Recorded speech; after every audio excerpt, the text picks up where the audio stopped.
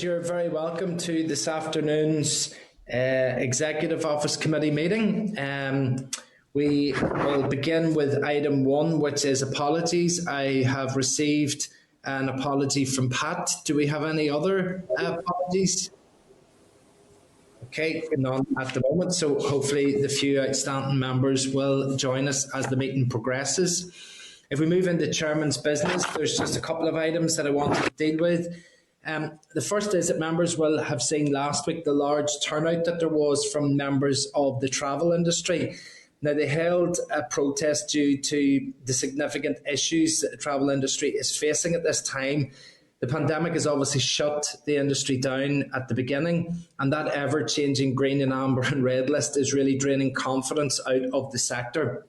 Now, I'd like to see that stability for the sector with the proper warning for the changes to countries' designations, maybe to see a review of that 10-day scheme where people have to isolate, given that in other regions they're able to use the 5-day quarantine and then test and release. And also there was a promised financial scheme, and I'd like to see that being delivered, because it was promised back in March by the department and we're now into July. So we had actually had the discussion in the committee for the statutory resolution for that. Can I just check, Michael, when was that we discussed that? That was on the 14th of April, but in fact the SR has been in force since the 19th of March, so we did it retrospectively. Okay, so there was, from March, they've had the capacity within the executive to deliver this payment for the industry. We discussed that retrospectively then in April, but that finance still hasn't been handed out to the travel schemes and sectors. So, look, could I get approval from people? Can we write to the department and ask them really just to work as quick as they can to try and help out, thinking particularly of those travel agents right across the north that are struggling because they have limited product to sell, and also the fact that they've had a very, very tough time like everybody else. So would there be agreement okay for that? Yeah, great. Okay. Then also we have, as a committee, undertook significant work and had representations, and a lot of our time in the past period has been spent discussing the Victims Payment Scheme.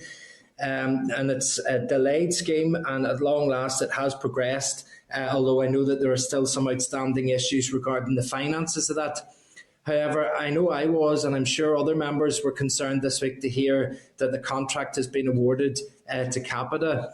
I think all MLAs of all sides of the House will have had some horror stories through their constituency offices of people and their interactions as part of the PIP awards and other changes in the welfare sector.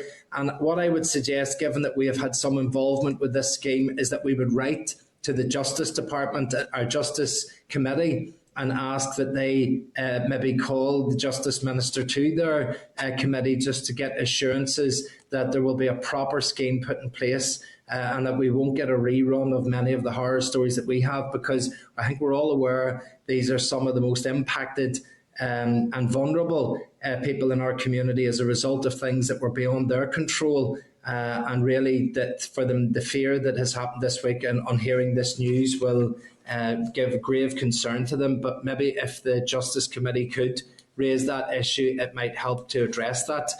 So would there be agreement just to write to the Justice Committee and ask them to do that? Yeah, okay. And finally, under Chairman's remarks, just maybe to remind members that we are listed next week for the debate about the redress scheme. That's tabled for next Tuesday, I think it is. So just, is it Monday or Tuesday, Michael? Monday, Chair. Yeah. Monday. And that's based on the information that was provided to us last week by those representatives of the various HIA groups and some of the written concerns that have been raised to us. So we'll have that, and really that's just to ask for a review, but just to get it on record of the House that the committee has been doing that work, and that's been the information that's coming from the sectors on the ground. So that's next week. Also, it's normal practice for committees to delegate authority to the chairperson and deputy chairperson during periods of recess to submit views on releasing or withholding information in any non-routine or contentious FOI requests that are received. If any such requests are received, the committee will be advised of the request, including the views expressed by the chair or deputy chair and the response issued by the FOI unit at the first meeting following the recess period. I don't think it happens very much during normal times, but it's just there as a standard in case anything happens during the summertime. Are members content to delegate authority to the chair and deputy chair during the summer period recess? Okay. And then we can move on then to item 3, which is the draft minutes. The draft minutes of the meeting held on the 23rd are at page 6 of the meeting pack, and the draft minutes of the meeting with Mr. Sefcovic on Monday are in the tabled pack. Are members content that the minutes are a true reflection of the proceedings? Yeah. Okay, that's grand. We'll get those sorted. Matters arising, I had suggested to Vice President Sefcovic that we engage again in the autumn time just to have a further update from him, and he was quite open and agreeable to that. But I would just need the committee's permission to write to him and request that we maybe meet with him in October or November again. Would members be happy for that to be issued? Chair, I'd be happy enough with that. You can hear me, but I think in fairness, we should maybe remind Lord Frost that we have invited him as well. I'd like to hear both sides of the stories if possible, Absolutely. Well, hopefully we still haven't received, as I understand it, any reply from Lord Frost yet, which means that he hasn't said no. So I hope that we can interpret that he's wrangling with his diary to try and find a spot to be able to come and meet with us to discuss things. So hopefully that will happen in September, really, at this stage. So we'll see how that goes. Indeed. Not new text yet, is what you're saying, Chair? Yes, just one tick at this stage, and yes, we need the 2, we need the blue, and we need a reply. So hopefully we'll get that sorted in the coming weeks, and then we'll have something set up for September time. Okay, matters arising from Monday's meeting. Diane, were you looking to come in there?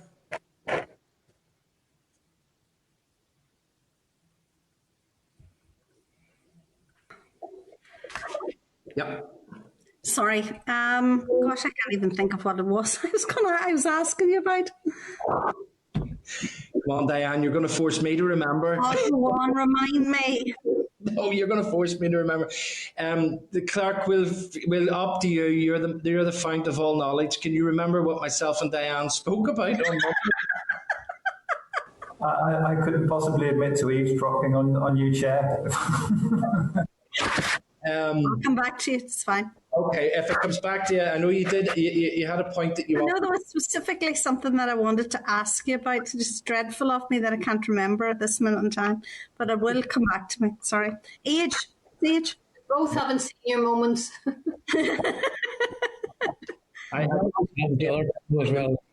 Long COVID for myself. I have no excuse whatsoever. I was listening. I absolutely was listening. If it comes back to me, I'll try and remember as well.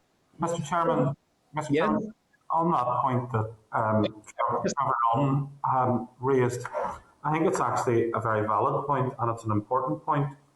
And I think it's frankly a disgrace that you haven't received a response from the noble Lord Frost in relation to a request to come to speak to this committee. We understand that the sort of power to negotiate on these matters resides in Westminster, but it's basic courtesy to the elected representatives of the people of Northern Ireland to come and explain just what it is you're playing at. So I don't know whether, I suppose he answers directly to Chancellor of the Duchy of Lancaster, or even the Prime Minister, I suppose because it was Gove who was leading on this and that then was moved to Lord Frost, whether that means writing to Downing Street or to the Cabinet Office to express, this is now going through, there's things going through court and verdicts that have been issued by courts that demonstrates the constitutional significance of all of this stuff. And I just think it's basic courtesy that he should come and answer our questions and outline what exactly his approach is in these matters. So if you need someone, if you want me to propose it, I'm perfectly happy to propose it, that something goes to Downing Street, basically asking that he present himself. Okay. Well, can I suggest that, given that this is our last meeting today for the recess, that maybe if we issue a reminder letter today, in the case that maybe it's been overlooked or it's in a pile or it's there to be, and that we stress the importance of meeting for him on the back of having met Mr. Šefčovič, that we would like to achieve that balance, and that really we would like that meeting, given that we're going into recess, to occur, if not at our first meeting in September, our second meeting, so that it happens ASAP.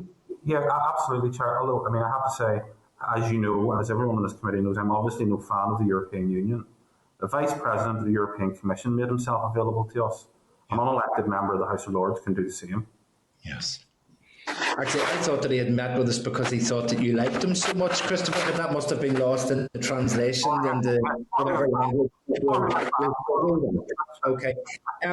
Diane, I've just remembered that it was about equivalence of qualifications, that there was the concern that maybe some of the qualifications, even on an all-island basis, that there may be some disparity between them as a result of Brexit, and to get some clarification on that. Right. So the issue then is that I thought that it would be useful.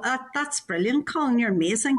The issue that I thought that we could ask the Vice President to maybe clarify as well for us, and I thought the committee might be minded to write about this, is one of the biggest issues that Northern Ireland is primarily a service economy. So 70% of our economy is services. And many of those services have all island bodies, like the Chartered Accountants, etc., the Chartered Accountants of Ireland, whose president this year is from Belfast. So they kind of take a year about to do this. And one of the things that they constantly bring up to me is an agreement around the mutual recognition of qualifications. My understanding is at this minute in time that it is the EU that are a bit hesitant on this issue.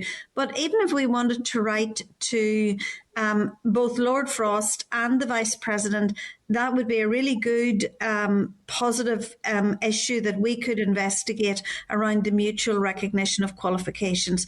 Because really, for solicitors, for accountants, for all of those people, I mean, believe it or not, during the European Parliament, I actually did a case about scaffolders whose qualifications were not recognised in Dublin, but were here. So it goes through all areas of the economy, and is one of those areas that we would all benefit from having a mutual,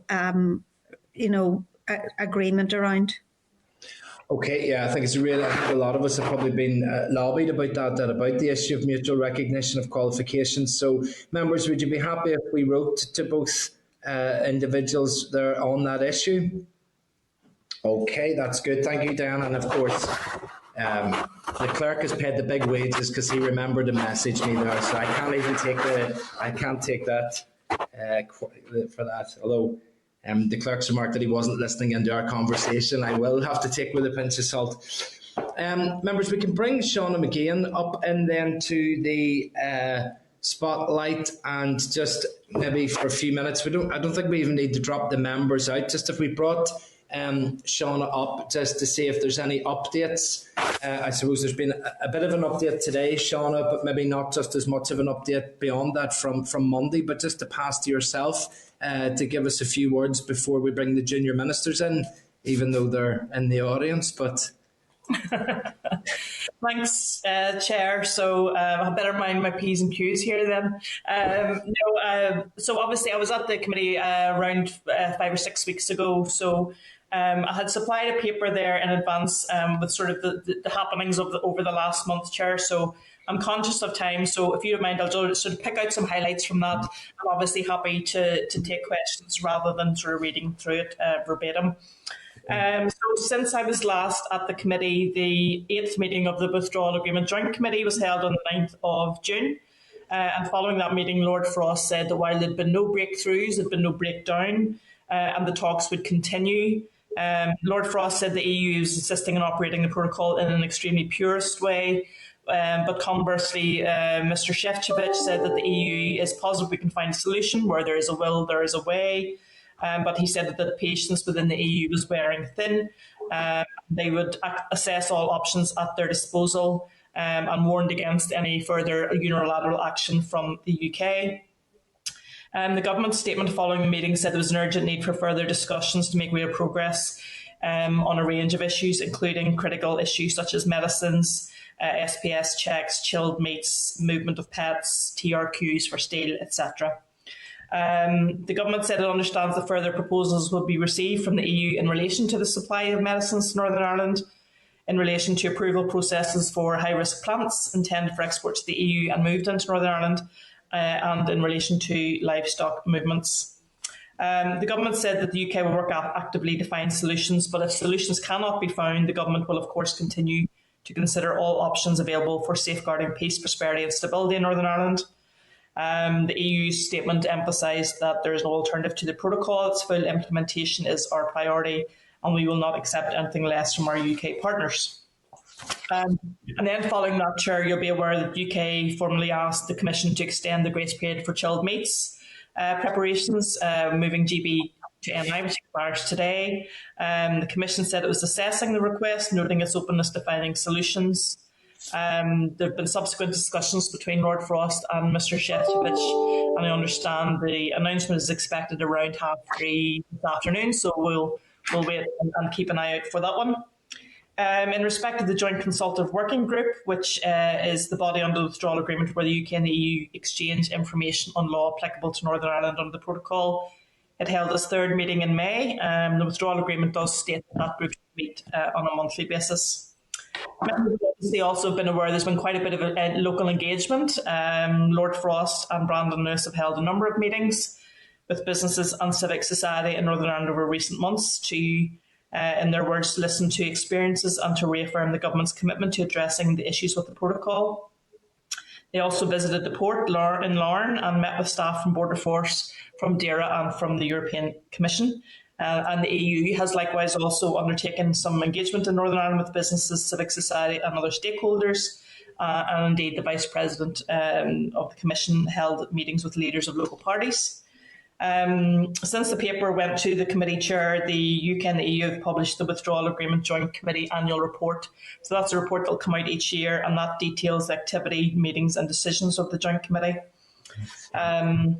Moving on quickly, Chair, then to the Trade and Cooperation Agreement. Members will be aware that the Partnership Council, which is the top tier of governance of the Trade and Cooperation Agreement, is co-chaired by Lord Frost and Maros Šefčovič. And Lord Frost wrote to the First Minister and Deputy First Minister, as well as the Scottish and Welsh governments at the end of May, to outline how he sees the involvement of the devolved administrations in that Partnership Council. His letter said that where items of devolved competence are on the agenda of the Partnership Council or specialised committees, they expect to facilitate attendance by the devolved administrations, and that officials in Cabinet Office should regularly discuss strategic and cross-cutting EU issues with devolved officials. And the inaugural meeting of that Partnership Council then was also held on the 9th of June, same day as the Joint Committee. They both welcomed, the EU and the UK both welcomed the entry into force of the TCA and agreed a indicative timetable for meetings of the various committees and working groups that are established under that agreement. They also encouraged further work in establishing the Parliamentary Partnership Assembly, which, as members will know, is going to be co-chaired by the UK Parliament and the European Parliament. So there's discussion really about the different types of agreements, sub-agreements, if you like, that have to be reached under the TCA. The UK and the EU reached an agreement in principle on fishing opportunities for the remainder of the year in relation to total allowable catches, and that's the first agreement on fisheries made under the TCA. They also reached a deal on post-Brexit financial services regulation. A memorandum of understanding has been agreed but is yet to be signed, which will basically set the conditions for how the UK and the EU financial regulators will share information. But it doesn't mean that the UK financial industry will have automatic access to EU markets again. The Commission also adopted a recommendation in respect of a UK-EU competition cooperation agreement. So it's in relation to competition matters, antitrust, merger control and things like that. So that recommendation is now going forward to the Council for consideration. There's also been an important agreement in relation to data adequacy. So the Commission adopted 2 adequacy decisions for the UK, one in relation to GDPR and one in relation to law enforcement. So that really relates to the effective and free flow of personal data from the EU to the UK, where it benefits from an essentially equivalent level of protection guaranteed under EU law. So basically, in a nutshell, the EU has agreed that the UK system for data protection and the holding and exchange of data meets their standards. The adequacy decision, interesting, does include a sunset clause, so these provisions will be reviewed in 4 years' time. But that's an important move forward and was a key aspect of the future relationship. And on trade deals, then the UK has agreed in principle a trade deal with Norway, Iceland and Liechtenstein. The member nations of the CPTPP, which is the tongue twister, Comprehensive and Progressive Agreement for Trans-Pacific Partnership, that was agreed on the 8th of June. So the member nations have agreed to allow the UK to start the process of joining that partnership. It includes Japan, Canada, Australia, Vietnam, New Zealand, Singapore, Mexico, Peru, Brunei, Chile and Malaysia, and it removes 95% of tariffs. But unlike the EU, it doesn't seek wider political integration. It's very much focused on trade. And that's an important step forward for the UK, who argued actually that the Australia trade agreement would be an important stepping stone there. And members will know that on the 17th of June, the UK announced that it had secured a trade deal with Australia, which is its very first from scratch trade deal since leaving the EU. Under the deal, Australia will be able to send a certain amount of agricultural goods per year to the UK without payment of tariffs. But over time, these quotas will increase, and after 15 years, there will be no quotas or tariffs on agricultural products apart from rice. So for beef, for example, 35,000 tonnes will be allowed into the UK before tariffs kick in. But over the next 10 years, then this limit will increase to 110,000 tonnes. On common frameworks, the government has published the 11th Common Frameworks Report, which is the periodic statutory requirement they have for laying a report on how common frameworks are going. And it says that work is well underway to resolve issues arising from the introduction of the common frameworks process and the protocol. EU settlement scheme, members will know that it finishes today. The deadline is today. And just on that, just to highlight a development in relation to citizens' rights is that just earlier last week, the Advocate General for the European Court of Justice has published an opinion in a case against the Executive's Department for Communities, stating that the department is guilty of indirect discrimination on the grounds of nationality because it is a case concerning a Dutch-Croatian national who applied for universal credit. She lives in Northern Ireland. But the case was refused by the Department for Communities in June 2020, even though she had pre-settled status in the UK. So this is the opinion of the Advocate General for the ECJ. So a full judgment from the ECJ will be delivered in several months' time, but in around 80% of cases, the Advocate General's opinion is a good reflection for what the overall opinion for the ECJ will decide. Worth noting that the opinion relates to the Social Security a set of Social Security EU exit regulations in 2019, which were scrutinised in Westminster and were signed by the Minister. We weren't meeting, the Assembly and the Executive weren't meeting at that time, so that piece of secondary legislation was actually done in Westminster. And just finally, Chair, just a couple of things to highlight to members. New Brexit Opportunities Unit has been established within the Cabinet Office to support Lord Frost in his work. The Task Force on Innovation, Growth and Regulatory Reform, chaired by Sir Ian Duncan-Smith, has published its report on regulatory reform for the UK, really in a nutshell, talking about reductions in bureaucracy and red tape on the back of Brexit. The Competition and Markets Authority is seeking views on how the new Office for the Internal Market will work. Just on the back of a question from Ms Dodds there in relation to professional qualifications. So the government has introduced a professional qualifications bill in May, to set out the new UK framework for recognition of professional qualifications and experience from overseas. It will apply to Northern Ireland, so legislative consent will be sought from Economy and Economy Committee. So basically, it very briefly then says that mutual recognition of qualifications, obviously between the UK and EU, has ended. So UK workers wanting to work in the EU or vice versa have to meet the qualification requirements in the host country. And the TCA actually does outline that both sides will have to establish more detailed reciprocal arrangements on a sector-by-sector basis. So it does sound like it's very much an evolving picture and will go along. Obviously, it doesn't apply in respect of the common travel area. And I know, for example, that there in terms of Northern Ireland and the Republic, I know the law societies have worked together on a reciprocal arrangement, but it is very much on a case-by-case and sectoral basis. And on voting rights, there's been a decision of the UK government in respect of voting rights, where local voting and candidacy rights for EU citizens who have arrived in the UK since the 1st of January will rest on the principle of a mutual grant of rights with other EU member states. And any EU citizens living in Northern Ireland before the end of December will have the right to vote in local elections. So, Chair, sorry that was very rushed there, but I'm just conscious of the time. I wanted to gallop through those sort of key developments. Happy to take any questions from members. Okay, Shauna, thank you very much indeed. Always appreciated to get that summary of all that's been happening and to have it all coordinated into one space for us to be able to flick through. Are there any points of clarification that anybody would like to get on that? And again, just note before we do that it's just a matter of clarification that the points that are in there we're raising with the junior ministers. Diane?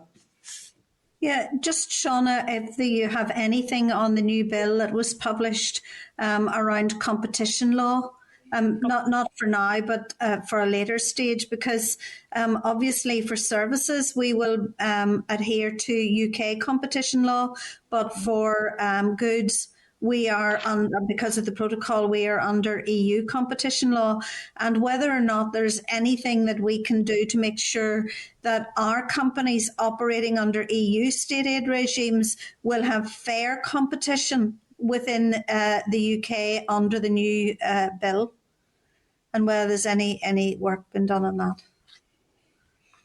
Thank you. Sorry for giving you more, Shauna. Okay, don't worry. Okay, happy enough for that, Shauna? Yep, no problem. Martina?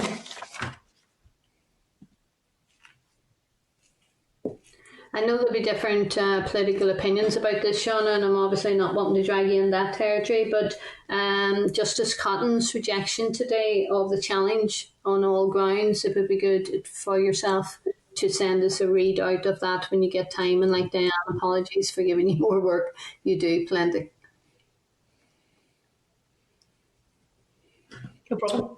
Okay, that's grand. Thank you very much indeed. Well, look, if that's all the questioning, then Shauna, we can move on to the next element of the meeting. For that, we'll move members into the audience and then bring up into the spotlight the junior ministers. We would like to welcome to the meeting Minister Kearney and Minister Middleton, who have come along to give us the regular update on EU matters, and of course I'm sure any other matters that we can raise with them while we have them here.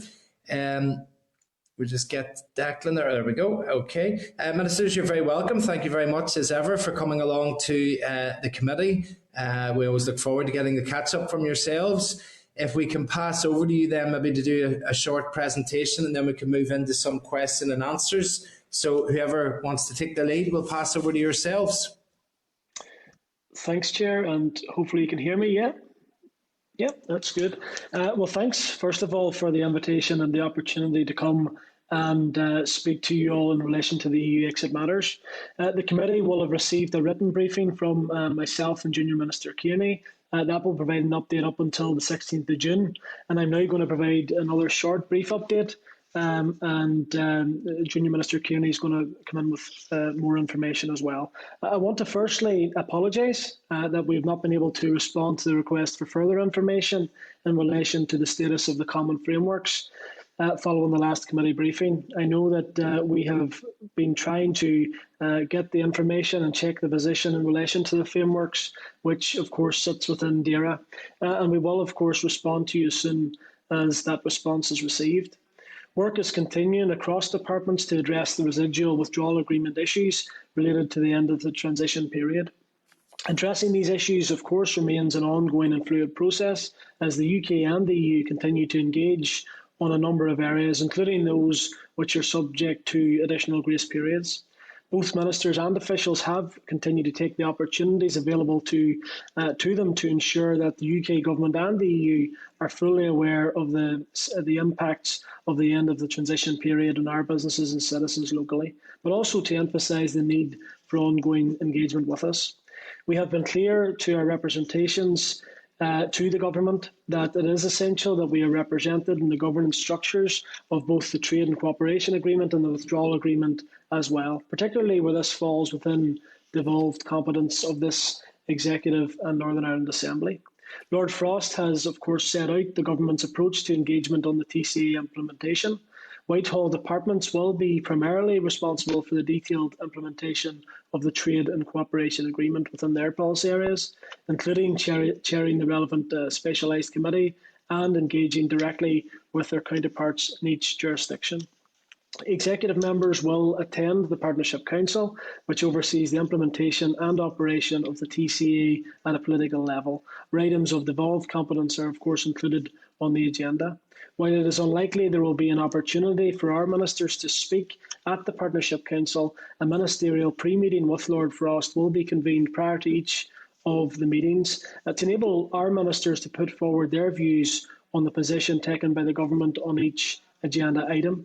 The first meeting of the Partnership Council was held on the 9th of June, and in preparation, the former First Minister and the Deputy First Minister attended a ministerial pre-meeting chaired by Lord Frost, at which there was an opportunity to put forward their views.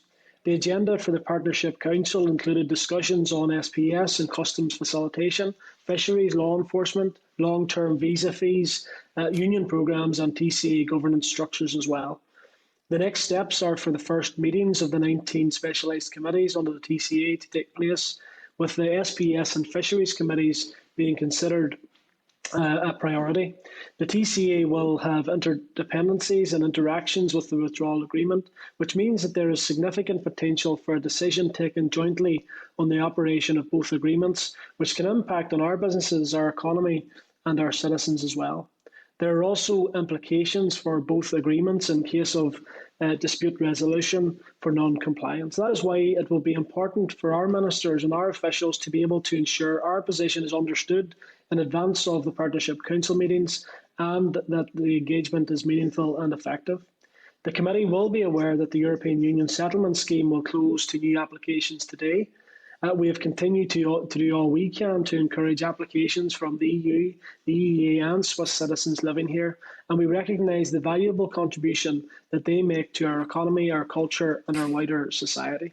So the committee will be aware also that we have been supplementing the Home Office media campaign with our local campaign, which over the last number of weeks has focused on the deadline and that, of course, the time was running out to apply. Officials have continued to support the work of the two advocacy agencies, namely STEP and Advice NI, with final messaging with important reminders also sent to key organisations, including but not limited to consulates, the faith leaders, departments and local councils, asking that they continue to do all they can to encourage applications.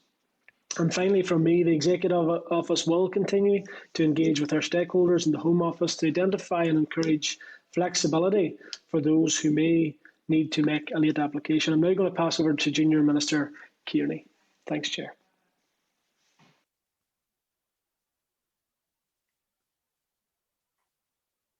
Hello, Colin.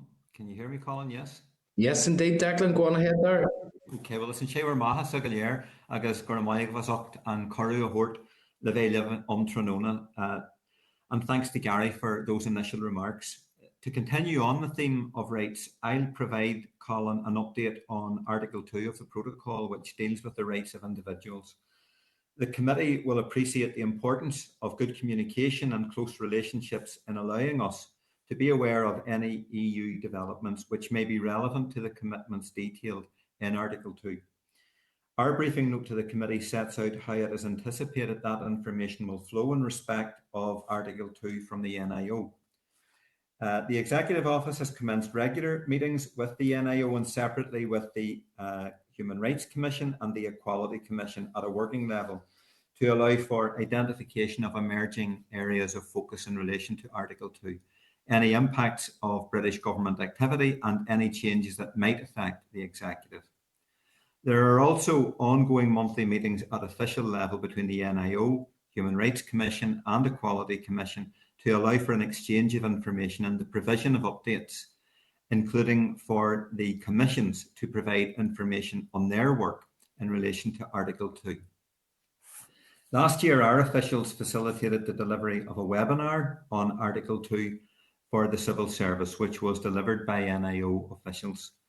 It's planned to disseminate a further general awareness raising article shortly, as it is understood that there is further work to be done in relation to training and awareness raising. I now turn to an update on the recent meeting of the Joint Committee. The then First Minister and Deputy First Minister attended the 8th meeting of the Joint Committee on the 9th of June. At the meeting, David Frost set out the challenges that the British government considered to be associated with the introduction of the protocol. The EU called for the protocol to be implemented in full. The then First Minister expressed her support for David Frost's position and stated that Britain to the North trade is of critical economic and political importance. The Deputy First Minister intervened to urge the British government and the EU to work together to find long-term solutions to the political agreements that have been made. While the discussion at the Joint Committee confirmed that progress has been made in finding solutions in some areas, there's still significant divergence between the British government and the EU, particularly on SPS issues. We understand that the EU considers that it may have found solutions in respect of medicines, VAT on second-hand cars, and tariff rate quotas. However, they have not shared the detail of that with us. There have also been indications that the EU has agreed to an extension to the grace period on chilled meats as requested recently by the British government, and an announcement is expected imminently, and I believe that may come this afternoon. While the extension is welcome, in that it avoids immediate issues, it does bring a range of issues to a head in October, given the simultaneous ending of grace period for supermarkets and the British government's introduction of controls associated with the first phase of a British border operating model. And we need to monitor this to ensure that we understand the impact for us. There are no meetings of the Joint Committee, further meetings of the Joint Committee scheduled. We'll continue to monitor progress on ongoing discussions, as well as the engagement of our officials within the Specialised Committee. To conclude, it is clear that there are real challenges remaining that must be addressed. We welcome the discussions that are ongoing on the wide range of issues, and that David Frost and Mara Šefčovič are continuing to engage with our businesses and civic society.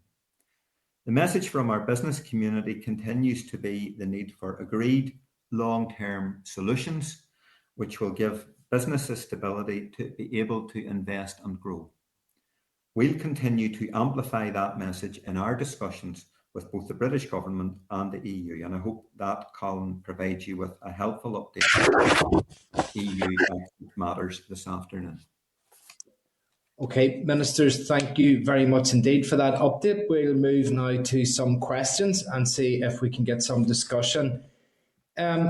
Ministers, today's High Court judgment, I think, has underscored that any decision on the constitutional future of the North will be taken by the people of Northern Ireland. So Brexit does not impact that. That has been clear. Trade conditions that are in place for East-West are similar to the existing SPS checks that already take place and they do not threaten the constitutional status of the North. Would the ministers agree with me that this is a time for facts, level heads, and not a time for hyperbole, which could cause many outcomes, including, as we know, violence on our street? Yes, Colin, absolutely. I would completely concur with your point. We do need to get into the realm of facts and dispense with the fake news that I think has had a very regressive effect on the wider public discourse. We've touched on this in the committee before. The matter of the current constitutional situation has been also addressed in this committee before, but it's explicitly provided for in Article 1 of the protocol. David Frost himself, at a recent Westminster hearing, also in a very emphatic way pointed out that the protocol poses no present constitutional threats to the status quo. He has distinguished very, very clearly between the operation of the protocol and any wider constitutional or political issues, which do not apply in our situation. And I think that your comments about ensuring that we have level heads in this particular period is especially relevant as we come into what often can be a contentious, a controversial, and at times a problematic time of the year within our society, where issues of rancour and discord can become much more amplified. And therefore, it's particularly important, I think, to take on board your observation, and especially at this time of the year, that we approach the 12th period and all of the celebrations of the Orange tradition that surrounds the 11th and the 12th and this general time of the year, that all of that takes place in a very calm, reasoned and enjoyable atmosphere for all of those who wish to participate in the traditional annual celebrations. Thanks, Chair. Obviously, I will disagree with most of what you've said. The one thing that I do agree with, I think that it's a position I've taken since the result of the referendum, is that we do need to be dealing with facts and we do need to have calm heads. Unfortunately, what we have seen over this past 4 years has been the opposite of that. We've seen a deliberate upping of the ante around the refusal, if you like, to accept the fact that the United Kingdom voted to leave the European Union. We do need level heads, because what we have seen today is a very politically significant finding from the High Court decision. Now, I know that there'll be a lot of time beyond today to digest exactly what the result of that will be. I think for us as political leaders, we have to recognise that the consequences of this could be very difficult for us locally. We need to ensure that we do all we can to not only address the concerns that are being felt right across the unionist community, but as I've said time and time again, the issues brought about by the protocol, they're not issues of orange and green. They affect all of our communities. So we need to ensure, I agree with the point around level heads, but we have to respect the fact that there's an entire community. All of the unionist elected representatives of the Northern Ireland Assembly do not accept the Northern Ireland Protocol. Today, the judgment confirms the fact that the protocol damages the constitutional position of the United Kingdom as it conflicts with the active union. That has been found today, and it's important that we recognise that and that we don't downplay the very serious situation that we currently find ourselves in. I certainly agree with Minister Middleton that it is a serious matter. But maybe just to go again, how exactly does the protocol threaten the constitutional status? Given that even in the judgment, there's reference to the fact that the constitutional status of Northern Ireland will be decided as per the Good Friday Agreement, which is by the people of Northern Ireland. So, what direct threat is there to, as you said, the concerns amongst unionism, if it still is accepted that the constitutional status of Northern Ireland will only be changed when the people of Northern Ireland make that decision, not a protocol, not the European Union, not the UK government, the people of Northern Ireland. And that is underscored today and has been referenced right from the Good Friday Agreement. Where is this threat that people refer to? Yeah, no, thanks, Chair. Chair, you will be aware that the very nature of the Northern Ireland Protocol creates a barrier in terms of East-West trade. So that there's an economic border there, and constitutionally that creates a problem. And in terms of the judgment today, again, it is clear that there is a conflict between that agreement and the Act of Union. And I think for any unionist, they will never accept a situation where there's a differentiation in terms of the treatment between the rest of the United Kingdom and ourselves in Northern Ireland. And that's a situation that will never be acceptable.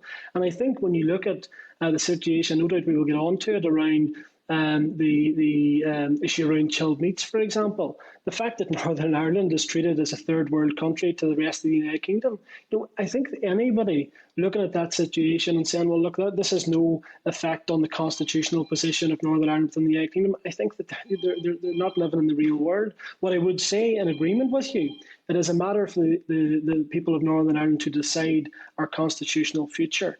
The difficulty being is that the Northern Ireland Protocol does not have the consent of the people of Northern Ireland, despite the fact that the UK-wide referendum decided in favour of leaving the European Union. Okay, thank you for that. I think as we start to talk these things out, there are some elements in there, Minister, that we would agree on, and I hope that maybe is a message that can be passed out to people today as well, that if there are differences or people feel that there are treatment that is differently, that we can work to try and address those and work to try and iron those out, but that constitutionally nobody's position today is any different from it was yesterday or from when it was back in 1998 whenever the Good Friday Agreement was supported. And I think that's a very clear message to send out to people in case that they would interpret that from some of the messages today that there is a change in the constitutional status, because there clearly isn't. The remarks that you made, Gary, about the applications closing today for the EU settlement scheme, you had said at the very end there about that you will continue delays with the Home Office regarding late applications or special conditions. Could you maybe detail to us just some of how that will actually, how those that relationship works with the Home Office? Because I know that certainly MLAs frequently have difficulty accessing the Home Office, and if we do have constituents that will suddenly find themselves in the next week or in the next month or two that they are subject to not making an application in time or difficulties, is there a methodology for MLAs to be able to come to the Executive Office and have those views represented to the Home Office? Is there some sort of formalised route for that? Yeah, thanks for that, Chair. And apologies, I don't know, I'm getting a bit of interference in the line. I don't know maybe where that's coming from, but I do have some more information in relation to it. So if you just bear with me, Chair, I'm going to just go through this, because we are aware that, unfortunately, despite the extensive communications, both from our First and Deputy First Ministers, but also from the Home Office, it is still likely that there will be some eligible citizens that will not have applied to the scheme on time, so they will lose their existing rights. So, for example, the right to work and benefits, including their pensions, if previously eligible, the access to free health care, if previously entitled, and access to education or study. Those are issues which obviously are of great concern. And we understand that many applicants have been requiring a huge level of assistance. The Home Office has provided assurance to us and to officials that they will engage throughout the application process to address any issues or concerns that people may have regarding missing evidence, for example. And they've also made it very clear to us that those who have applied by the deadline but haven't yet received their outcome will continue to have their existing rights, which I think is very important. And they'll be issued with a certificate of application to demonstrate that as well. Importantly, applications to the scheme can still be made after the deadline by eligible citizens having reasonable grounds to make a late application.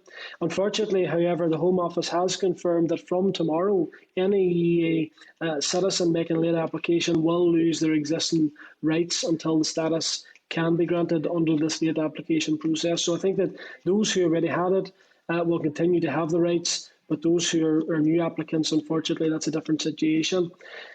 We've also been advised that the Home Office will adopt a compassionate and flexible approach. That's their terminology. However, the loss of the right to work or to benefits risks causing hardship. So our officials have continued to engage with the Home Office on this issue. For example, we understand that those already in receipt of the benefits will not lose them immediately, whilst the late application is processed, but those making a new claim will not be eligible, as I've said. We can assure you, Chair, that the officials are continuing to engage with our counterparts. Whilst I haven't yet spoken to officials on this basis, but I am sure that should assistance be required from MLAs, that the Home Office will be accessible. But what I will do, Chair, and no doubt Junior Minister Kearney would agree, that we can come back to the committee with maybe information on how MLAs can raise concerns directly. I take your point that at times when we raise issues on behalf of constituents, the Home Office aren't always the most accessible. So I'm happy to endeavour to try and get you some response, but hopefully that gives a bit more clarity in terms of the current status. That's great. Thank you very much, Minister. That's appreciated. Maybe if I could just make a final point.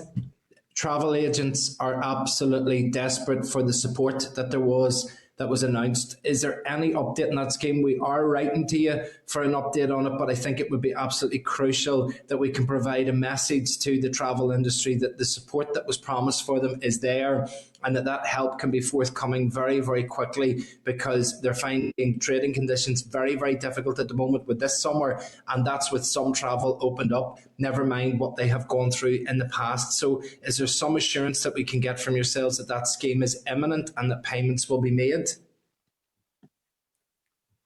Yes, Colin, I'll come in on that. The funding has been ring-fenced for that scheme. TEO undertook to develop the scheme and to oversee its implementation.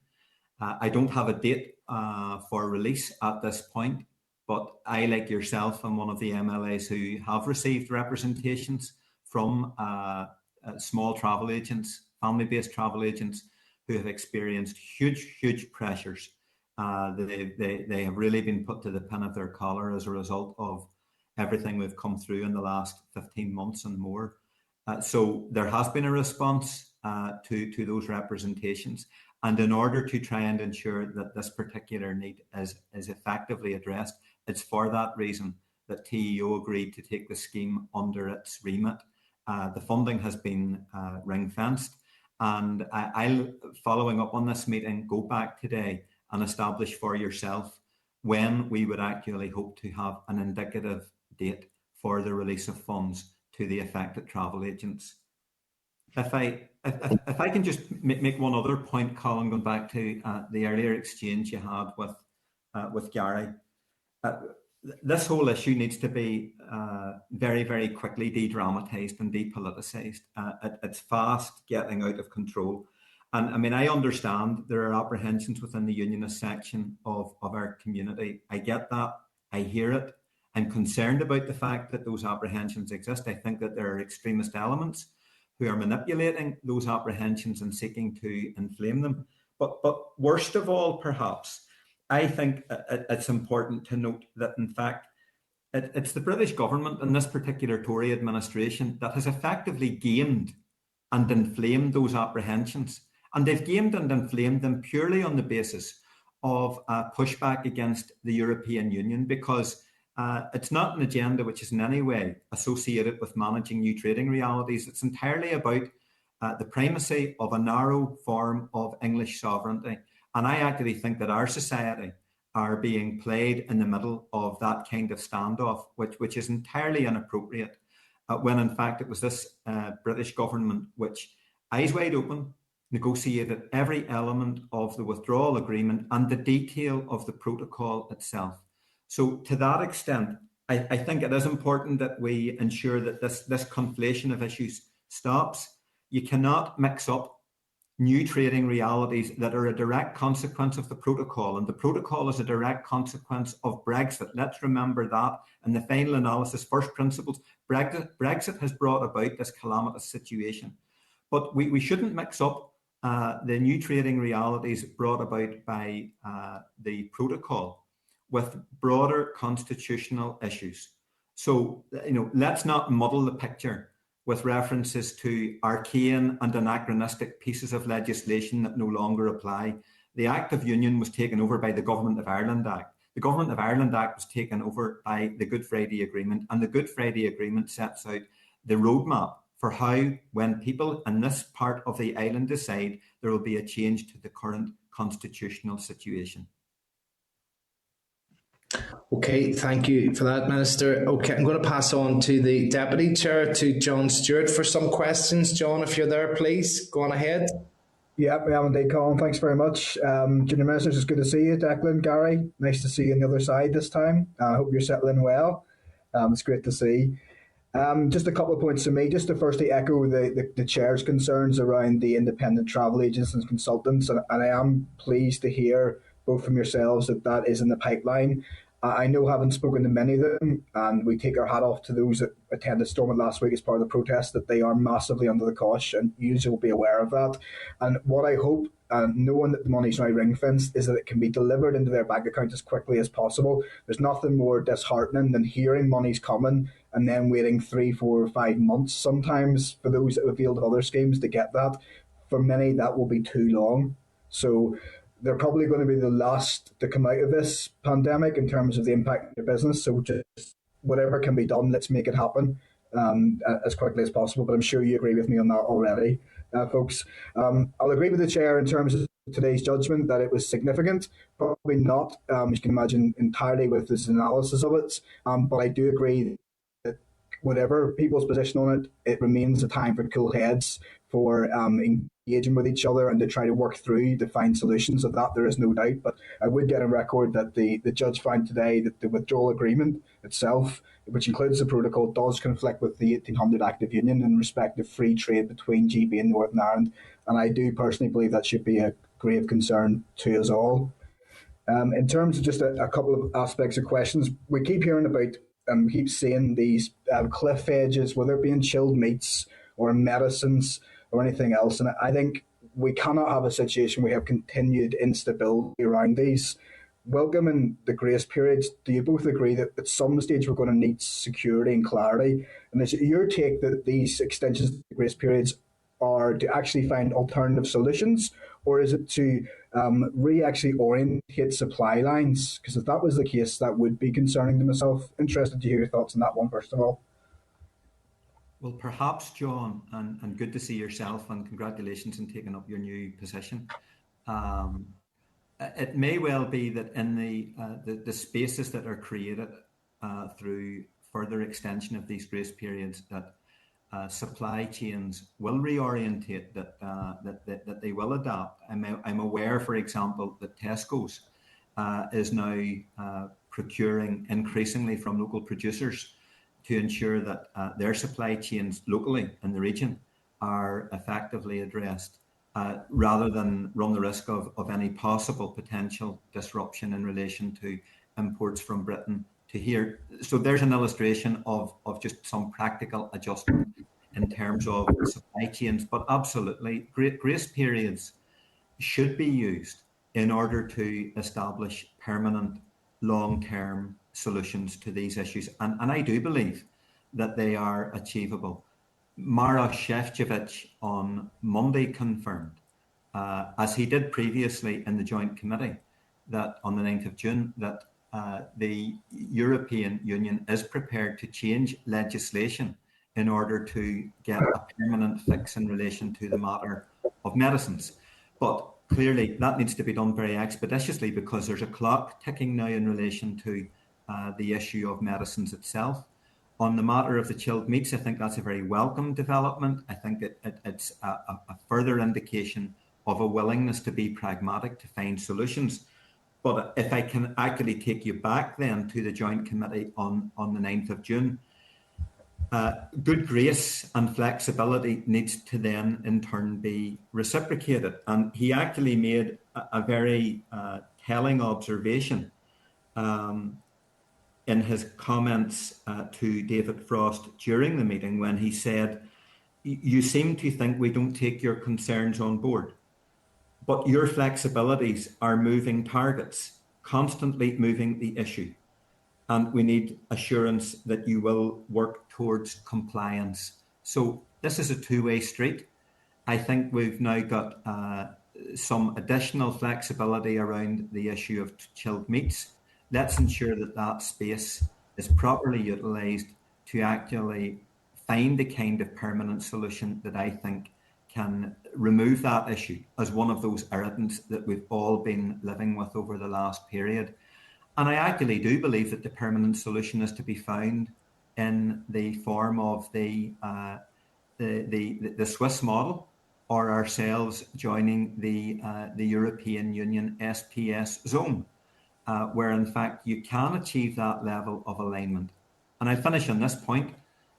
Currently, the health food standards are reflective of the no risk standards that apply within the European Union. So this is very achievable. This can be a rollover. It doesn't require a further negotiation. If in fact we can de-dramatise the issues in the way that they need to be de-dramatised, and get David Frost and his colleagues to actually focus in on what is good for our local businesses, good for our local processors, our local producers, and those businesses who actually can benefit will benefit from the necessary stability and certainty they're currently denied. Thanks, Declan. John, just to come in on that as well, just add a bit more to the health situation, but I agree with you in terms of the SBS checks and the grace periods. It's a significant issue, and it's one that discussions are ongoing, and hopefully we get a bit of clarity later on today. That being said, it's not really clarity, because the grace periods by their nature don't provide stability.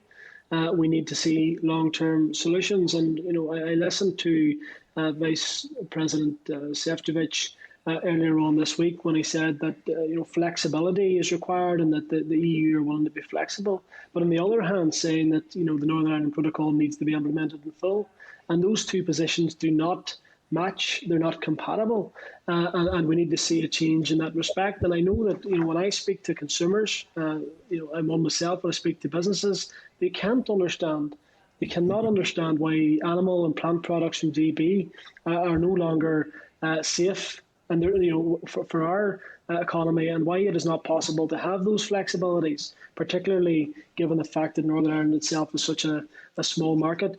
But in terms of the medicines, John, I don't know if you want just in terms of a bit more information in relation to that, but my understanding and our understanding is that the UK government has proposed bespoke arrangements to the EU in relation to medicines. It would enable medicines to be able to move through GB into Northern Ireland without the need for expensive and burdensome retesting. And the Department for Health is still waiting an outcome of those discussions. But whether it be medicines, whether it be chilled products, sausages, whether it be pet passports, those issues cause huge amount of concerns for those affected.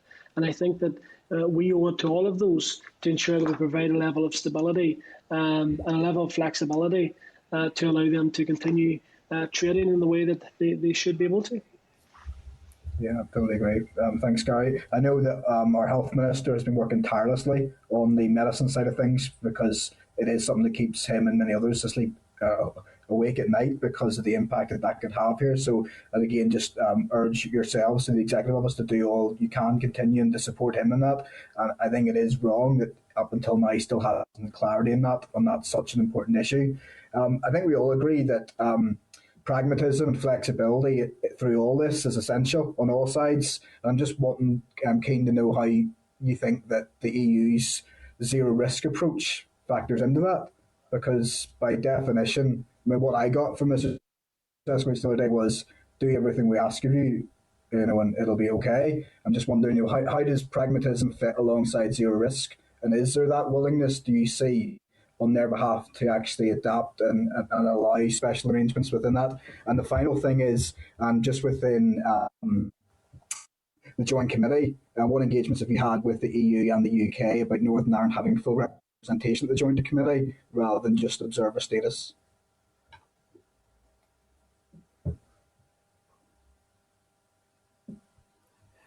I find on the last point, John, I find that to be a huge democratic deficit. It's a matter that we have raised time and time again.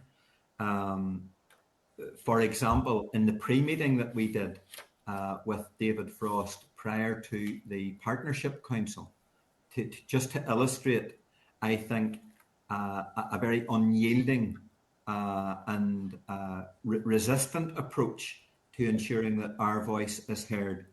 He advised ourselves, colleagues from Scotland and Wales who were present, that we were present to hear, but not to speak, and that any expression of our interests would be solely through himself, David Frost, in relation to the Partnership Council. He also made the point that we're really only entitled to attend the Joint Committee. I thought it was an unnecessary comment, but he said we're only entitled to attend the Joint Committee because Ireland, the Southern Irish state, attends and speaks when issues arise.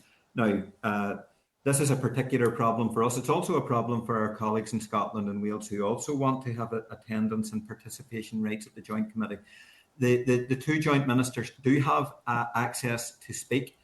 They reflect their positions. I think we get all of the issues ventilated, and that includes the issues as they divide us in relation to these issues, because there'd be a fair representation of the concerns of all the various parties by both ministers, even though they have a separate position. That's not an agreed position within the Executive Office. We know what the common ground is, but then there are clearly points of divergence between us. But we do need to have a much more effective form of engagement and representation for ourselves, for our region, for our executive and for the Assembly, and for our business and wider civic society in relation to Joint Committee issues and how we proceed in the time ahead, particularly with regard to increased engagement with the European Union. I think it's been very helpful to hear from the European Union, and Maros Šefčovič's attendance, which I thought was quite unprecedented with yourselves last Monday, reflects this, that they are willing to have a direct engagement with our region, with our political institutions and civic society. So I think we double down on that. We certainly continue to make very strong representations to the British government for increased democratic access, but I don't think that we will find any resistance on behalf of the European Union in giving us both bilateral access and ability to represent our interests, as well as a flexibility in involving us in the relevant committees that fall within the remit and the aegis of the Partnership Council, and also in relation to the Joint Committee and its work in the time ahead. Okay, thanks, Declan. Okay, thank you, John. If we could ask next now for Martina Anderson to be brought up into the spotlight, and just remind any other members that if you wish to speak, just to use that hands up function, but we'll pass over now to Martina. Thank you, Chair, and thank you again to the junior ministers. I want to say that as an MLA on other committees, I find it really helpful the amount of times that the First and Deputy First Minister and the junior ministers attend these meetings. And I just want to also make a point in the first instance to Gary, welcome you as a colleague here from the city and in your new role. And Gary, this is something you've inherited, so forgive me for this, but you know, it really isn't good enough, Gary, that we're still waiting on a response from the Common Framework. You know, we cannot do our job. We can't scrutinise properly. And we've had the junior ministers in front of us on a number of occasions. And, you know, we've been promised that, I believe it's your end in terms of the DUP end that is holding this up, hasn't signed off on it. And I'm just wondering, Gary, given that this is the first opportunity for you, but the last time for us before it goes into recess, is there any possibility that this committee will get a response on the common framework before we go into recess? Yeah, thanks, Martina, and thanks for your kind words. First of all, I know that you did raise it. I look back at the Hansard, and as I would do, and I seen that you had raised this. I know you've raised this on previous occasions. As I said in my opening remarks, I genuinely do, on behalf of the junior ministers and the Executive Office, apologise that we haven't been able to get that further information. We have requested it from DAERA. Obviously, they're responsible, and they've assured us they will respond as soon as possible. That being said, it is my understanding that the DAERA Minister has sought further legal advice. Now, I can't go into any more detail because I don't have it. That is my understanding. But what I would say, and you're right in the sense that from my experience within the Executive Office, both the First and Deputy First Minister and the junior ministers have always been keen to come to the committee.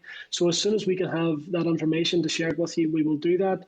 And I will feed back, of course, the fact that you're not happy in terms of the length of time that has taken. But I can assure you when we have it, we'll share that information with you. Okay, and I'm sure, Declan, you've heard us say it often enough, and I know the hold-up isn't at your end.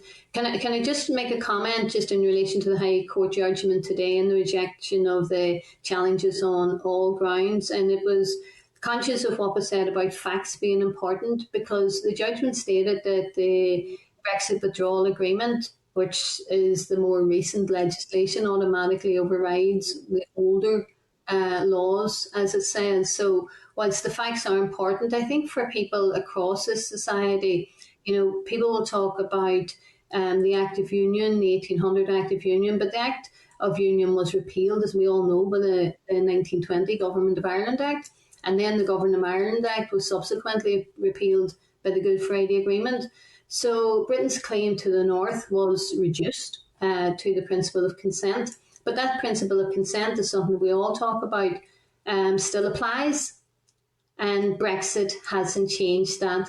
So I think that is important that we deliver that message to people out there. And I'm not taking away from the fact that there has been a harder border at sea. And we were very pleased to hear some of the solutions that are coming forward. And hopefully there'll be another one before the end of this meeting in relation to chilled meats. But I'm conscious of what the junior minister's saying and what Declan is saying is let's not waste this grace period. Can I ask you in relation to your views about, because a lot of the parties have said it, around a democratic deficit, given that we have no MEPs, and of course you have two former MEPs now in this committee in the European Parliament. But there's a poll out today, and I don't know if you've had a chance to see it, and the poll has said that 71% of those polled felt that there was a lack of oversight, which of course there is. Now, you may say for us it's fortunate in terms of for Sinn Féin, but we're the only party in the North who have representatives in the European Parliament. We still have an MEP there. But, see on the grounds that given that there is cross-party agreement, at least that there is a democratic deficit, given the fact we need participation, we need linkage, we need involvement in the post-COVID, post period now that we're in with the protocol, this post-protocol environment. To the ministers, could you give us your views about maybe possibly pursuing the issue of observer status for the North, so that we can in some way address the democratic deficit that has been talked about? Well, maybe I go first, Declan. So in terms of the democratic deficit, I think that Junior Minister Kearney did highlight the fact that there have been, prior to the election of the Joint Committee, the Partnership Committee, we would tend to meet with Lord Frost. Prior to that, there'd be items on the agenda, whether it be SPS and the medicines issue, those types of issues would be raised. The difficulty being, Martina, is that, whilst I think that Northern Ireland needs a voice no matter where it is, whether it be at Westminster or at Europe, that's important. But that being said, one of the frustrations that I would have is that, I think that you would agree that we have been vocal in terms of our concerns on behalf of the business community, albeit at times we're coming from different angles. But I think that it would be said that none of us would be setting out deliberately. I wouldn't like to think so, to harm the business community or to any of our communities. We're out to try and get the best for Northern Ireland. But the lack or the willingness, whether it be to listen, but to act upon the genuine concerns that have been raised, that's more of a frustration for me, because we know the issues have been highlighted time and time again. Yet, once again, we're looking at 3-month extensions of for example, chilled meat products. Those types of scenarios don't do nothing to create stability. So whilst I'm all for being in, whether it be in the Joint Committee, whether it be in any other working group for that matter, it's important that the views are not only heard but they're actioned upon. But we'll continue to make the case, Martina, that we should be in there and that we should be heard, and that there should be actions come out of that as well. So I think that there are a number of things that can be addressed in this regard, Martina, starting with what currently exists. We have the prospect of a parliamentary partnership assembly. I have asked our own officials whether discussions have progressed in relation to what that means for democratic representation, for the executive itself, and also for the assembly. They haven't been able to clarify that at this point in time. I've also raised the absolute importance, and this has been something I have repeatedly raised, of ensuring that civic society here in the North also has deep-rooted involvement and participation in all of the relevant subsidiary structures that are due to be established, and that it has full access of consultation and in terms of seeking accountability from both the European Commission and the British government. So I think we do have to pursue that quite vigorously to ensure that our role in a parliamentary partnership assembly is not some kind of a bit role, a side, if you like, a role on the side which is of little meaning and substance. In terms of the observer status proposal, again, that's an idea which I share. I think that it is something that can be delivered on if the political will exists. You will know that there is precedent within the European Union for that to have been delivered specifically for the Cypriot Turks, to have that type of level of observer participation within the EU. I see no reason why we should not be seeking as an executive, as an assembly, for similar participation and representation also. I think the more engagement that we have with the European Commission, with the European Union as a multilateral institution, the better. I know we have an NI bureau in Brussels. I think we have to look at how that can in fact become much more embedded within the political institutions and the access that is available to that within the European Union. That ensures, therefore, that our voice is heard directly. I quite frankly have no faith whatsoever in British government officials who do engage with our officials. I know that our officials genuinely and energetically represent our case. But when you look at some of the issues that we've tried to progress on the basis of working through British officials, when you look at the manner in which we have been excluded from these negotiations in the past to date, right up until December 2020, then we could be frankly excused for having no faith in the British government demonstrating a real interest or concern with either taking on board our ideas, our views, or our concerns, or that of our business community, or indeed directly involving us in a democratic representative way. So I think we find ourselves outliers in relation to this particular British government's approach. The Welsh administration, the Scottish administration are very discontented about the manner in which they've been treated. Also, pushed to the sidelines, treated as outliers. I think we have to work very hard at ensuring that sessions like last Monday with Maros Šefčovič are repeated, that we use the access that we have with him, that we use the access that we have with the European Union Embassy in London, which has jurisdiction here for the North, that we increase our engagement with the ambassador, the EU ambassador for this place and his officials to ensure that all of our concerns politically, in economic terms and that of wider society are properly heard by the European Union, and then to seriously explore the potential for securing that prize of observer status. Chair, just finally, I find it most disappointing to hear, but not surprising, but that the British government has told our representatives at the Partnership Council that you can listen, but you cannot speak. And I don't think that affords itself. Even the strand 2 of the Good Friday Agreement, for instance, and I would ask maybe the ministers if any consideration has been given to the NSMC being told that it will consider EU dimensions of all relevant matters, including the implementation of EU policies, and that the NSMC's views are to be taken into account and represented at all appropriate EU matters and meetings.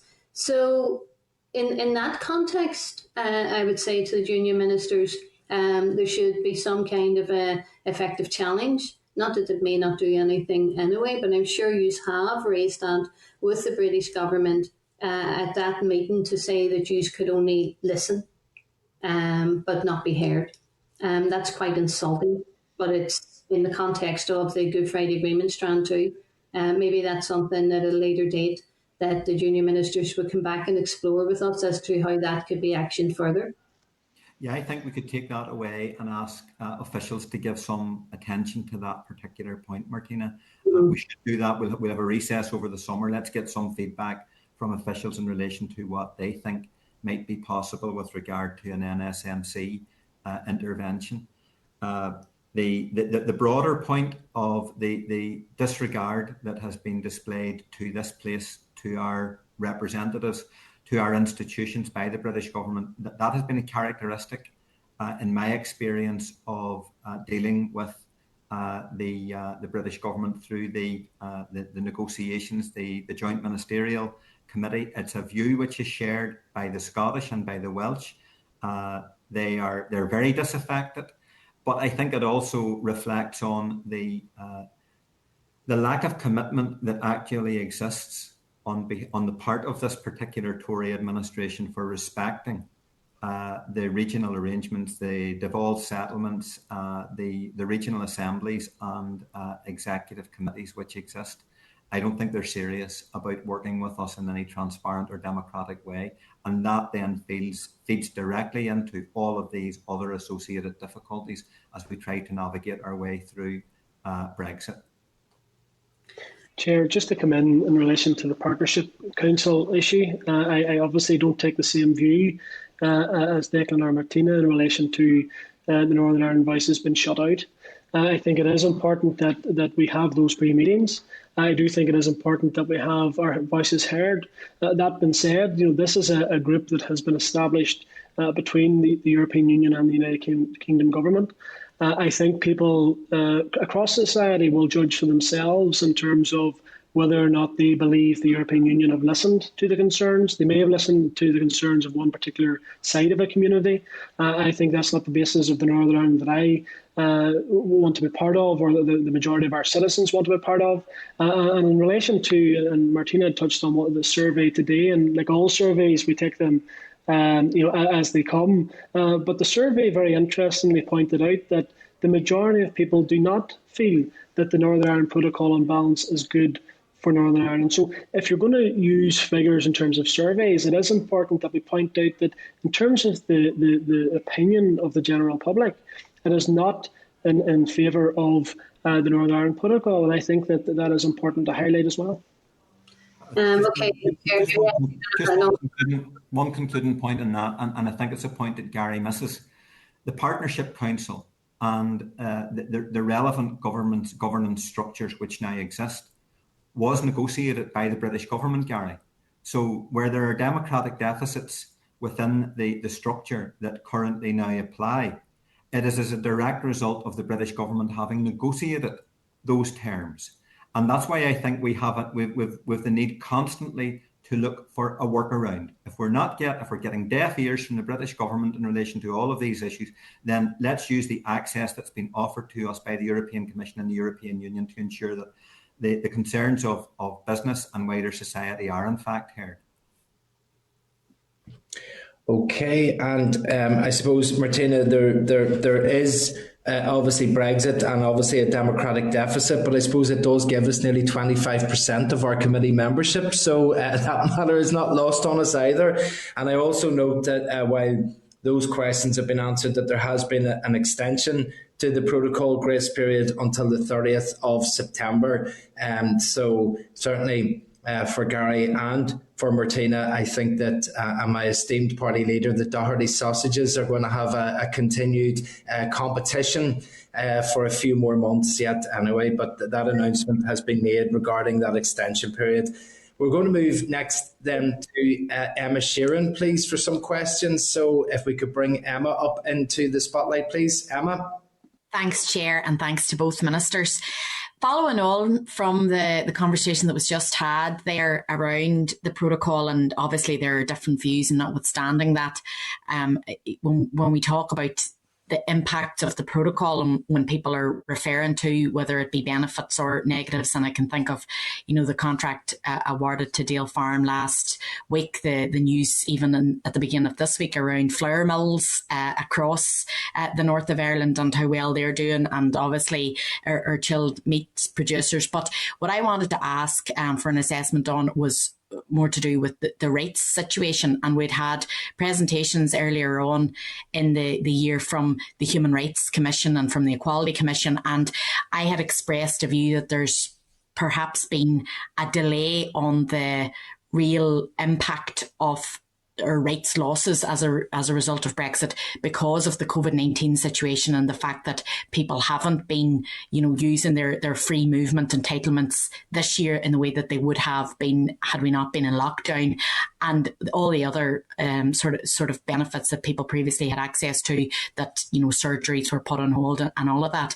And just even when we've been in this meeting, I've had another query there from a constituent around Minister Swan's 1 year temporary scheme, which is sort of a replacement of the cross-border directive that we previously had access to as members of the European Union, in that people could get elective surgeries elsewhere and get reimbursed for the cost.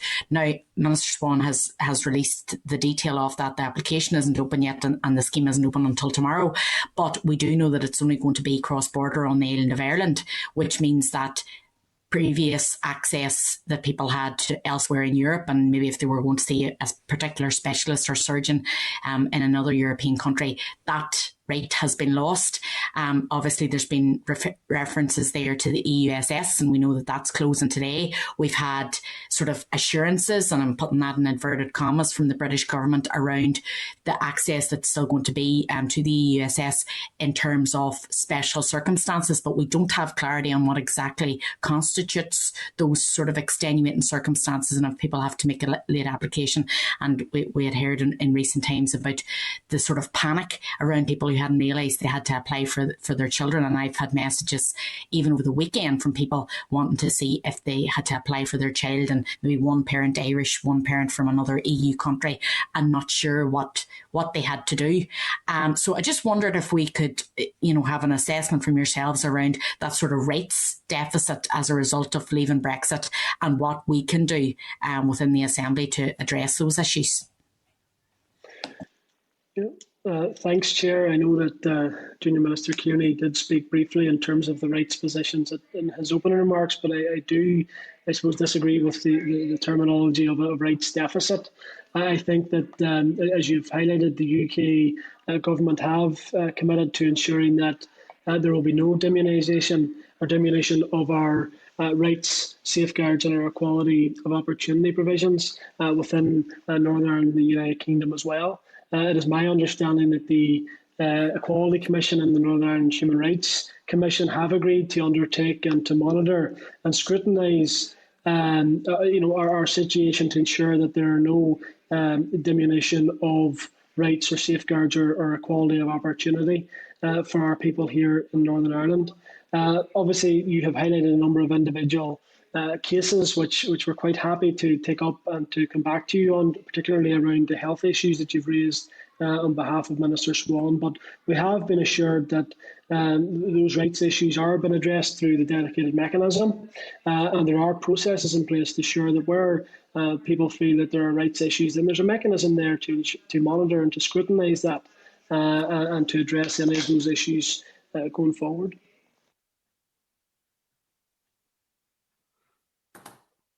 Yes, Gary's correct in that the dedicated mechanism does exist, embracing both the Human Rights Commission and the Equality Commission to focus in specifically on Article 2, Emma. The fault line, in my opinion, is that we are dealing with an administration which is manifest here in this place through the NIO that has a very poor rights-based record. So I have absolutely no doubt about the commitment of the officials and the leadership of the two commissions in relation to the resolve they'll bring to the dedicated mechanism. But sometimes you only know what you had when you lose it. Sometimes you only learn to appreciate what you previously had when you lose it.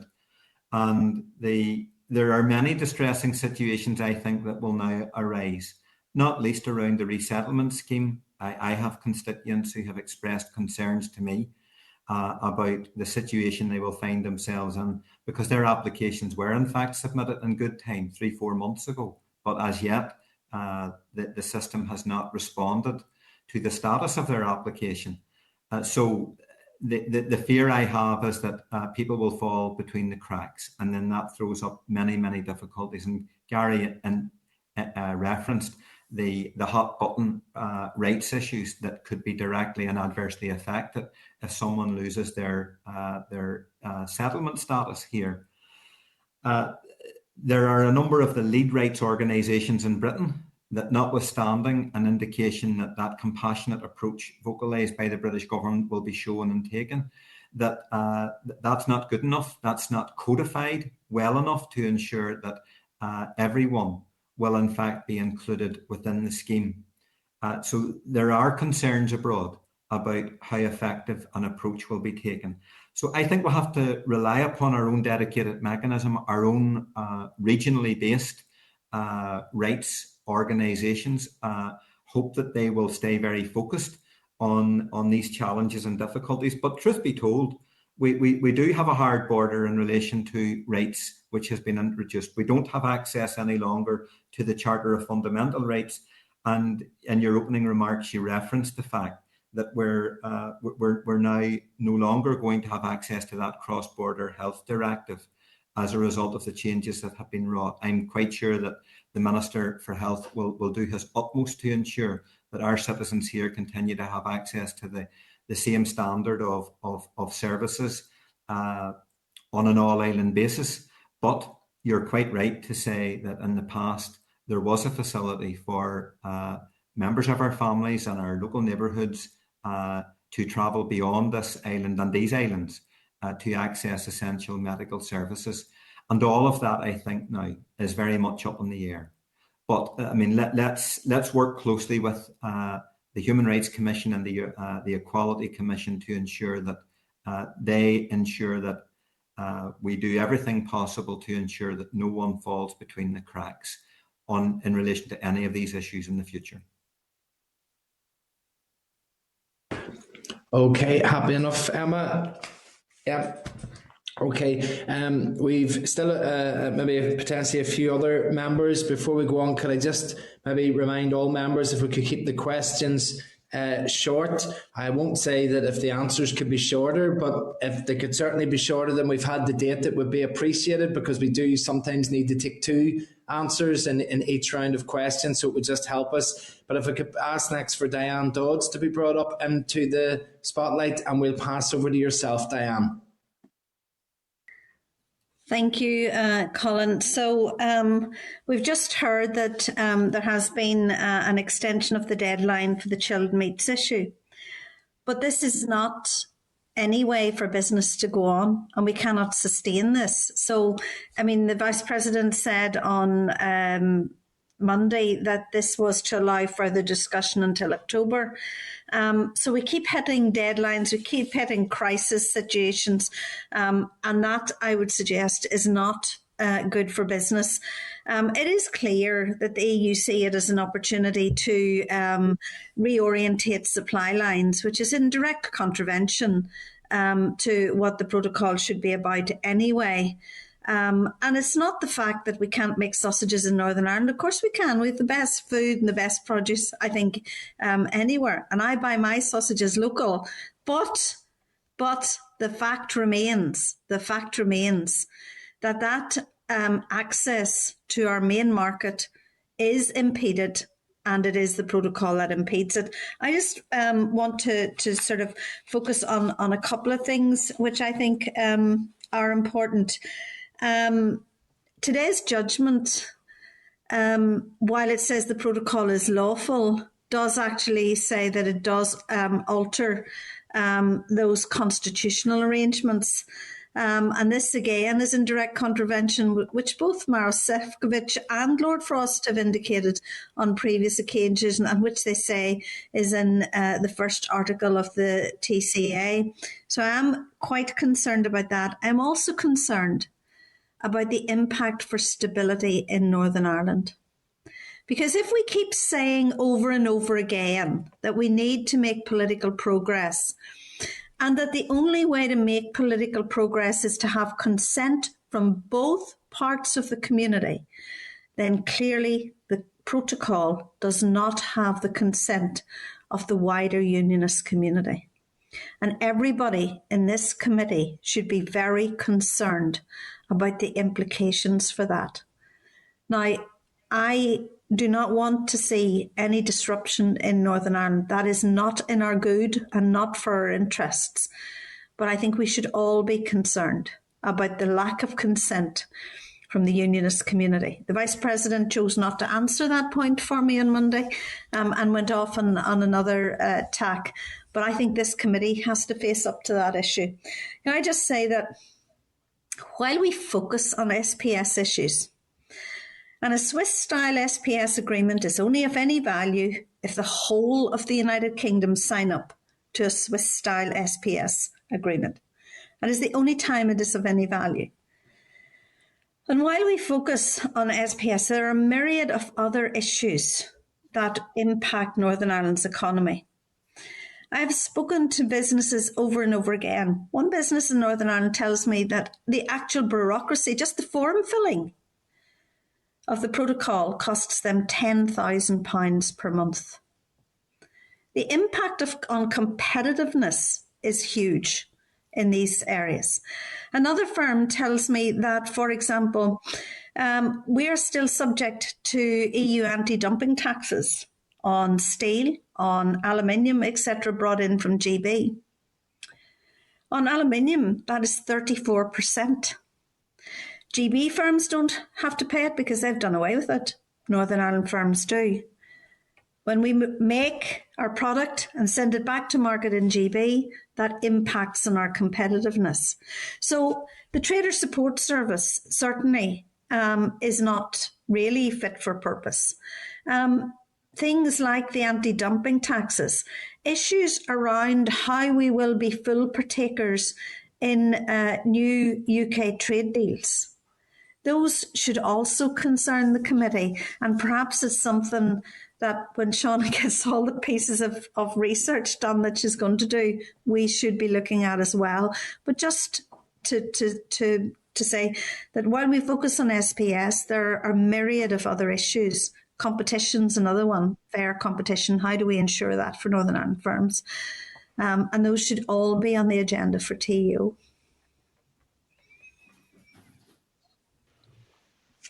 Thanks, Chair, and obviously thanks, Diane, for that.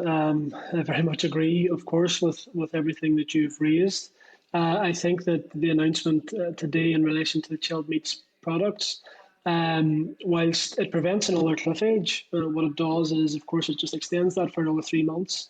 It does nothing for stability. When I speak with businesses and when I'm out speaking to local employers, they tell me that what they want is they need long-term solutions. The long-term solutions give them then the ability not only to be sustainable, but also to grow and to invest. And that's what we want. We need that long-term stability. But you're right, the issues are not just about sausages and chilled meats. They're much wider than that.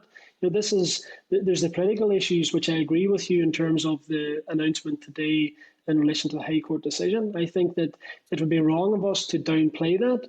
At the same time, we have to be responsible and say to people that we do not want to see disruption. But the reality is, unless the concerns that have been highlighted, particularly from the unionist community, unless people begin to listen, then we're leading our country down a very a path that we do not want to go down. I think that we need to ensure that we provide that stability and provide that assurance that people are going to be listened to. I think that as the Executive Office goes forward, look, we will continue to amplify those messages which you have highlighted, the concerns. But I think that overall, today is not a very good day, particularly for Northern Ireland. I think that we need to take stock of that judgment and move forward on the basis that people are now genuinely going to listen to those concerns that have been raised right across society as well. Colin, yeah, taking on board your point about trying to keep the answers shorter, I'll do my best. Listen, I think that because the point was raised about the judgment by Diane, if anything comes out of today's meeting, I think it is, and I'm not picking on unionist leaders, but I am making the point because they will articulate these issues. I do think that it's essential that political unionist leaders show great restraint and a very sober approach in relation to how they publicly respond and politically engage with the ruling from today. The reality is that Brexit did not command the consent of the majority in this society. So I think we'll have to move away from the zero-sum approach of what's good for unionists or Republicans or nationalists. Brexit has been bad for everybody. And when I complained and criticised the Brexit project going back to 2015, 2016, and spoke about the dangers that I thought it would pose economically, I wasn't just talking about for citizens living in the north or for the island economy. My concern extended to businesses in England, Scotland and Wales, to workers and their families in England, Scotland and Wales. And it's actually notable. I mean, Diane made the point about you may need an overall deal for Britain. Well, there's something in that, because the International Food and Drink Federation has just in the last few days reported a loss of £2 billion worth of exports to the EU in the first quarter of 2021. And their analysis is not that that is some kind of a teething problem with Brexit. That their assessment is that's a structural consequence of Brexit itself. So there are bigger concerns and effects. When we talk about Brexit being a calamity, it's not just a calamity for this place. And my last point simply would be to note that post-Brexit checks rejected less than 1% of British imports in the south of Ireland during the course of the last few months. I understand that inspectors carried out some 28,000 checks on consignments in a 24-week period coming into to various ports, particularly Dublin. And up until the 20th of June, just 175 consignments out of that total of 28,000. That's 0.7% of those processed were in actual fact rejected. So I think we can bring efficiencies in relation to how all of these matters are dealt with in the time ahead. But of course, we need permanent solutions. We don't need cliff edges, and we don't need more uncertainty. Okay, thank you for that, and thank you for that question, Diane, and that insight to the sausages on the plates in the Dodds household there as well, that they're local, I'm sure, to Craigavon. If we could I ask for George Robinson just to be brought up into the spotlight just to check? George, do you have any questions that you want to check out today? Chair, no question, just observations. Basically, it comes no surprise that I support everything that Gary has said, Junior Minister, and Diane as well, my two colleagues, in relation to the protocol. And I know there's a ruling today, but at the same time, that ruling is to be appealed. So maybe just watch the space in the next wee while. The other thing that I wanted to mention was the travel agents.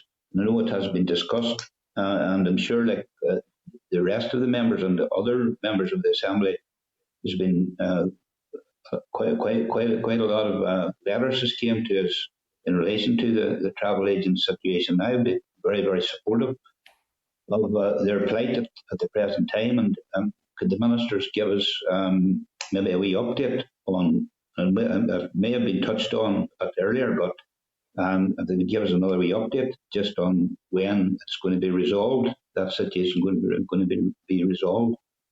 That's my contribution, Chair. Well, George, thank you very much. And maybe what we could do, George, is we'll take the opportunity that you've brought us together at the end of the session by bringing us right back to something that we all agree on, which is that support for the travel agent scheme. And I know that earlier both ministers have undertaken to come back to us very quickly in writing with an update and the date on that scheme. And maybe not to speak for the ministers, but if the ministers are happy with that, we know that you're going to do that for us. So we can thank you, George, for bringing us to agreement at the end of the session. Can I thank both Ministers Kearney and Middleton for coming along to us today, for being so generous with your time. I know we've gone 20 minutes over, as we always do, but they are important issues and there's lots to discuss, and we enjoy having the engagement with yourselves to give us an update on where we are. So, Ministers, thank you very much indeed for your time today, and we look forward to engaging with you again very soon. Thank you. Thanks, Colin. Okay, members, thank you for your patience and contributions in that session. Can I take this opportunity, if we bring members up into the spotlight? I know you will all be exceptionally disappointed to hear that I have to leave the meeting at this stage, and I'm going to pass over to John Stewart as the Vice Chair of the committee to take us through the correspondence and the future work programme. So, John, if you're happy enough, can I pass over to you at this stage? Yeah, by all means, Chair. No problem. You're leaving us at this stage. Thank you. Folks, just moving on to correspondence then, unless there's anything else. Part 8, item or pages 121 to 188. Are we happy for the committee to, or is there anything arising from that anyone wants to discuss before we move on? Seeing shaking heads. No. No. Are we happy that the committee is content that the accounts are laid in August? Great. Yep. Nodding heads, great. Okay. In terms of the table pack as well, then there's just some additional correspondence. I'm sure everybody's seen that again, and we're happy to note unless there's anything arising from it. Noted, Chair. Good stuff. Item 8 then is the forward work plan. Anything within that, folks? Nope. Just to make the point that the Speaker did issue a memo urging committees not to meet during recess unless it was absolutely necessary, and this will be the last meeting before recess then as well. Also have to let you know that the first meeting following recess will be the 15th of September, and the committee will hear evidence from the Executive Office and Claire Bailey on the climate change bill, which we discussed at a previous meeting. That'll probably be a lengthy discussion. The second stage of Claire Bailey's private members' bill on climate change was agreed to the Assembly on the 10th of May. I also need to inform you that the Agriculture Minister, Edwin Poots, announced on the 24th of June that his draft climate change bill has been agreed by the Executive, and it is his intention to move swiftly to the next stage. His aim is being to see the bill completed within the current Assembly mandate. Vice Chair. Yes.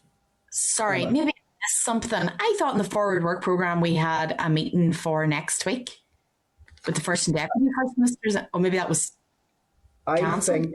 I thought that as well. My understanding is, and maybe Michael can correct me if I'm wrong, that the junior ministers came today, and with the turbulence, for want of a better word, that was maybe taken off the agenda. Chair, that's correct. There's still an open invitation for the First and Deputy First Minister to come next week should they choose, but it's looking increasingly unlikely. I'm sure we'll get them very early in the next term, or after September, I think, Emma. I'm sure we'll all be keen to get a chat with them.